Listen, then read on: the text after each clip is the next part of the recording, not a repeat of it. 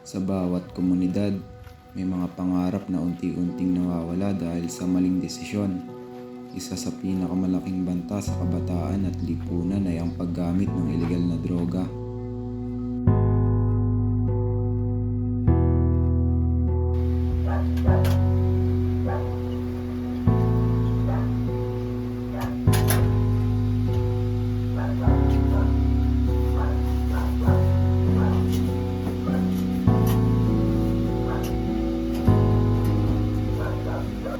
Sa simula, maaaring mukhang simple lang.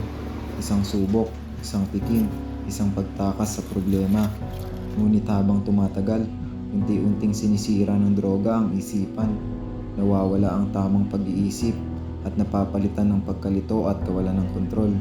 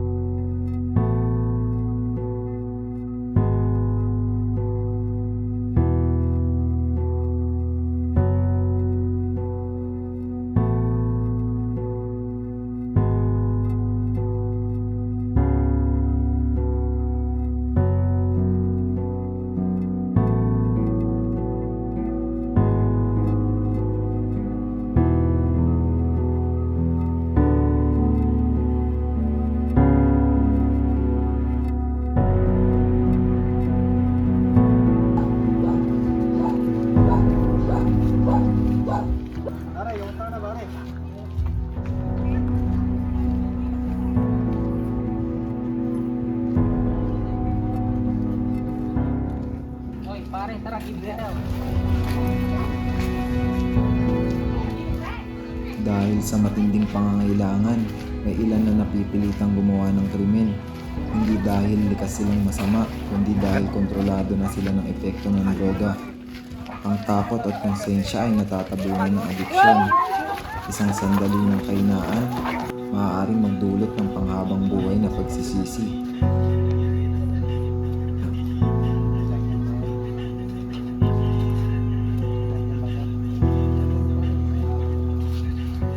Ang laban kontra droga ay hindi lamang responsibilidad ng iilan. Ito ay laban ng bawat isa sa atin. Sa tamang kaalaman, gabay ng pamilya at suporta ng komunidad, may iiwasan natin ang pagkalugmok sa bisyo. Stop using drugs. It will ruin your life. Choose life, choose hope, choose a drug-free. Say no to drugs, say yes to life. Life is better without drugs.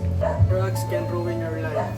Stay in a better path, choose a drug-free, and walk a path that lead to brighter and healthier fulfilling life. Your future is created by what you do. Life can be better without drugs. Say no to drugs.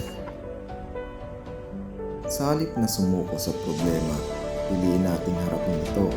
Sa halip na droga, piliin natin ang pangarap. At sa halip na krimen, piliin natin ang tamang landas. Tandaan, ang droga ay hindi solusyon. Ito ay simula ng mas malaking problema. Ikaw, ano ang pipiliin mo?